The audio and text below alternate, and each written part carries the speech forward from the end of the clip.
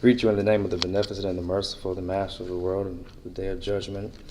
Some trust in chariots and others trust in horses, but I declare that we shall trust in the name of the Lord. It's good to be in the company of each and every one of you. I will that you just join me briefly in a moment of prayer.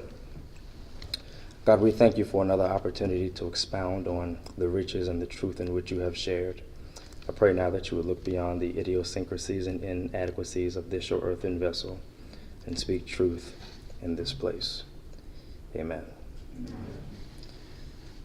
I would that you join me in Psalm 139, and there I want to look at a question that is lifted by the psalmist, Psalm 139, verses 7 and 8. The psalmist penned these words very simply: "Where shall I go from your spirit? Or where can I flee from your presence? If I ascend to the heavens, you are there. And if I make my bed in Sheol, you are also there." For a few moments of our time, I'd like for us to consider this thought as I tag this text with this topic and hang my homiletical hat upon this phrase very simply: you can run, but you cannot hide. My sisters and my brothers, it is presumptuous, pretentious, and premature at best for us to assume that God even exists. As we examine the scenarios and the scenes of society in our lives, sometimes the God that we are given does not equate to the God that we experience. Traditional notions of classical theism rooted deeply in Greek antiquity, the omnipresence of God, or the ever-expanding presence of God, is a notion that has been espoused by the church for years as a doctrine put forth.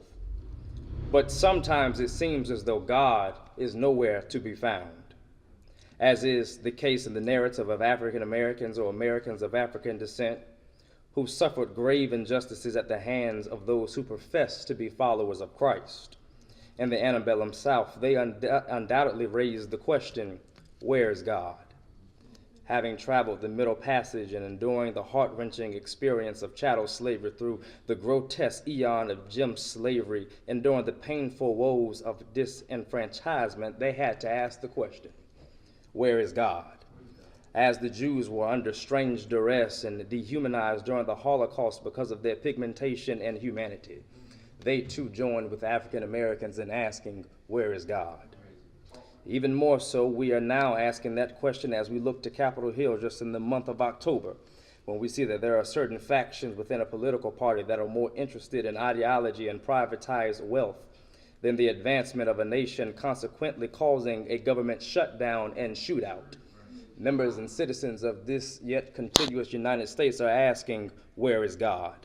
When the Supreme Court struck down Section 4 and 5 of the Voting Rights Act this summer that African American citizens worked so hard to gain, I there again have to raise the question, my sisters and my brothers, where is God in all of this? When the murder of a young African American child, Trayvon, is acquitted on all accounts, and the sheriff in Valdosta of Kendrick Johnson ruled that there was no foul play, I there again raise the question, where is God? And lies before us in this fifth book of Psalm 139.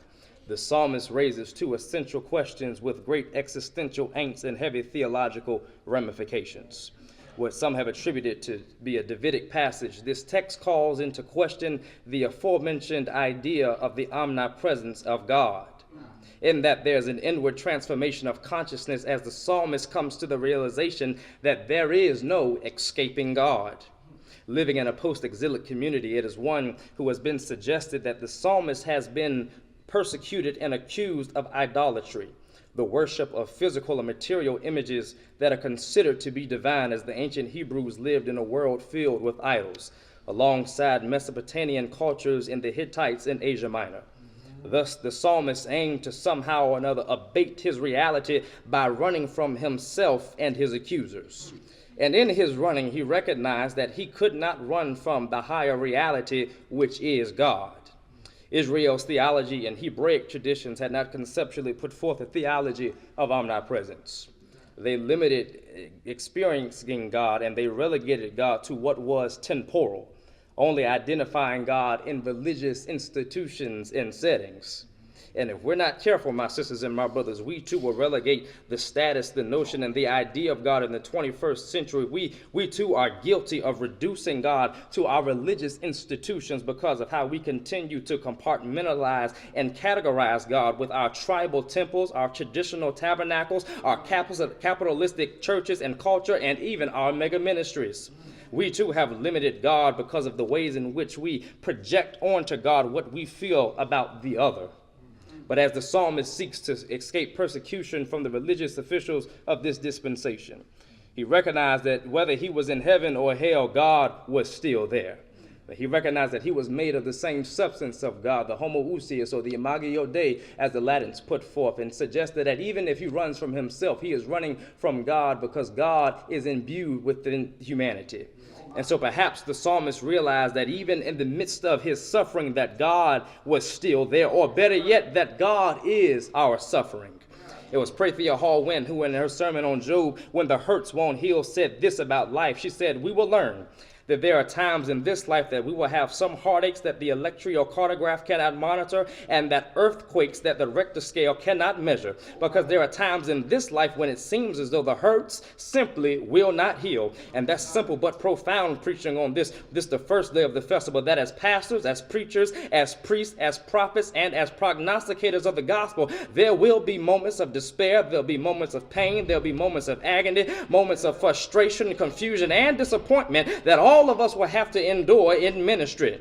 It won't always be a quote-unquote yellow brick road experience, as some of these preachers of LA would have us to believe that as long as you keep on moving down the road, everything will come to you. The devil is a liar.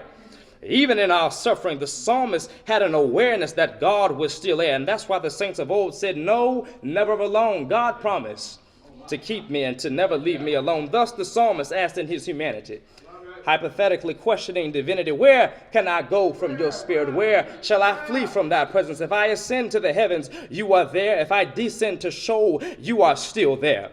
But notice in this text, as the psalmist is playing a cosmic and celestial game of hide and seek with Yahweh, notice the human is the only one who does the moving in this text. God is still there. God is the variable that remains consistent and constant in this equation.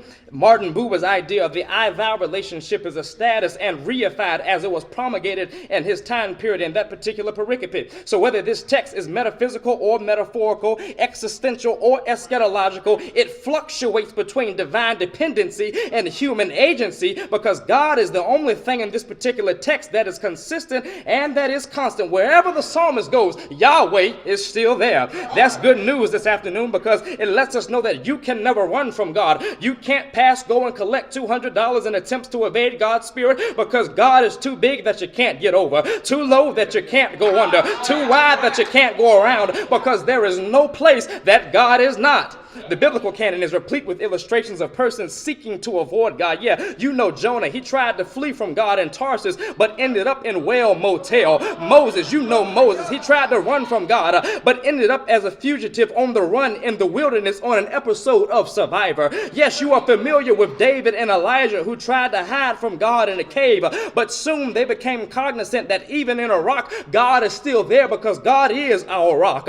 God is closer than your neck vein, as Dr. Carter would say, and your next breath. My grandmother, God rest her soul, would simply say, baby, your arms are too short to box with God, because you can't rationalize it, you can't compartmentalize or categorize it, phenomenology cannot capture it, you can't epistemically reduce it, philosophically justify it, psychologically understand it, theologically identify it, economically exploit it, logically delineate it, or scientifically prove or disprove it, because God simply is.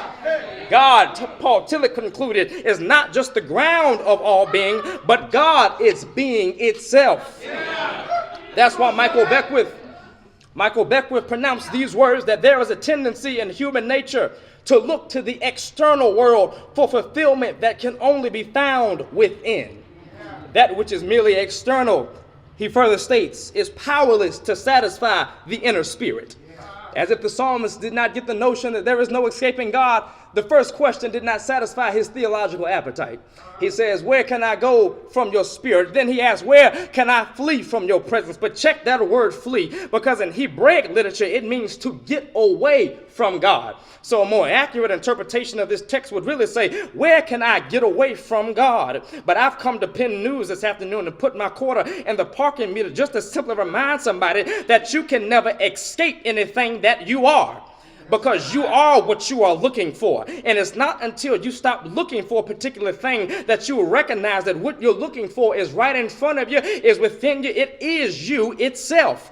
Thus, you can never escape God. You can only experience God. When you experience the vast awe of yourself, you come into the realization of your unique God potential. Therefore, you can never leave or enter the presence of God, because God is everywhere and all things are imbued with the very presence of the divine. So when we go to church and when we walk into our sanctuaries, we don't have to shift an atmosphere. You don't have to usher or pray the Spirit in. You don't have to evoke it, invoke it, provoke it, invite it, incite it, or excite it. You just have to merely remain conscious of the Spirit, because everywhere you go and in everything that you do, you take the Spirit with you. Which is why songs like "Take Me to the King," "Chasing After You and For Your Glory, I'll Do Anything" are theologically inconsistent and unsound, because spirit is inextricably bound with the larger whole, which includes you and I. The inescapable we is built into the fabric of our humanity. And so as we sojourn to the sanctuaries of our souls and we turn inward to the altars of our consciousness, we will discover that God is merely like our shadow. It only ceases to exist when we cannot see it. But even then, it is still there. So although we can never come to truly know the essence of God through the sensorium or human faculties alone, it is imperative that we understand that your eyes are the eyes of God, that your feet are the feet of God, and that your hands are merely an extension of God, because collectively we represent the chemical composition and the molecular makeup of God's DNA. Why? Because there is spirituality in your anatomy. There is divinity in your humanity. There is theology in your biology. There is Christology in your cardiology. There's pneumatology in your physiology. There's ontology in your oncology. There's ecclesiology in your anthropology. And there's soteriology in the proliferation of your sociology. God is within us. The psalmist continued to ignore my statements. Said, where can I go from your spirit? Where can I flee from your presence? If I ascend to the heavens, you are there. If I descend to Sheol, or to what is known as the concept of Hades or hell, if I make my bed there, if I make my resting place there, God, you are still there. Paul Tillich concluded that Sheol was thought to be an idealistic illusion, or the habitation of the dead, where individuals went if they were trying to somehow or another abate their experiences. And perhaps the psalmist was at a place so low in life because of the persecution that he suffered and the grave injustices that he had been handed, that he desired to be separated from the hand of God. Because the reality is this, there again, as Paul Tillich concluded, we all desire to be liberated from the burden of existence. But even in the midst of our daunting realities, as the psalmist soon found out, there's still good news in this particular text. The good news is that even when your back is up against the wall, that even when you've been courted in by life, and even when you've had enough, the good news in this text is that God's power will assist you. God's love will lift you. God's arms will hold you. God's touch will keep you. God's grace will console you. God's hands will protect you. God's peace will nurture you. God's joy will inspire you. God's presence will embrace you. God's mercy will cover you. God's compassion will support you. God's wings will carry you. God's feet will guide you. Why? Because God is above you to watch over you. God is beneath you to protect you. God is in front of you to guide you. God is beside you to encourage you. God is beneath you to stabilize you. But most importantly, God is within you to strengthen you. And maybe that's why the saints of old said, there are some things that I may not know. There are some places that I cannot go. But I am sure of this one thing, and that is that God is real, for I can feel him in my soul. This is the word of God for the people of God. Thanks be to God.